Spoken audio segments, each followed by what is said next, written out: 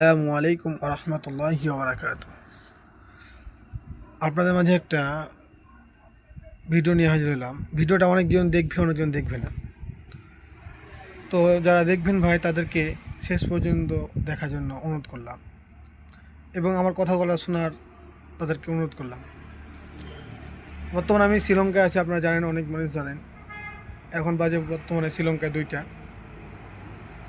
ওরা 2টার দিকে আমি আমার ঘুম আসছিল ওই জন্য ফোন টিপছিলাম। ফেসবুকে একটা ভিডিও দেখলাম, হতে পারে 2-1 দিন আগের ভিডিও।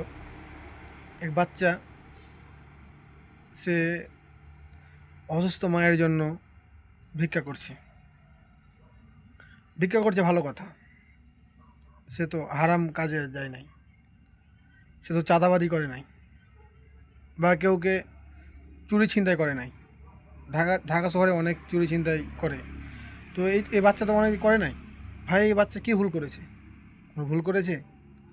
দেখেন বাচ্চাটা উপরে কত বড় নির্যাতন করেছে, বাচ্চাটাকে হুদাই মেরেছে।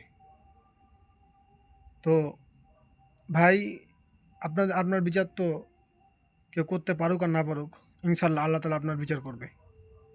আমার কষ্টের কথা কই না, এডু হইছে কাকা। আমি মানুষের হাতে পাও ধরলেও বাসের মতো উঠে পাও ধরে ভিক্ষা চাই। কেন আজকে একটা সবার মাঝে খালি একটা মুরগি চাইছি দেখতে? কেটা পারছে?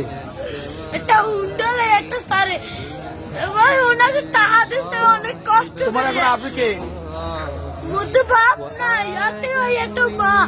মাই ভালোবাসে তোমারে? মাই বিছনে বইরে রয়েছে কাকা। মা যদি ভালো না বাসতে ওই দিনে আমি হালাইয়া তুই যা আরেকটা বিয়ে করতে।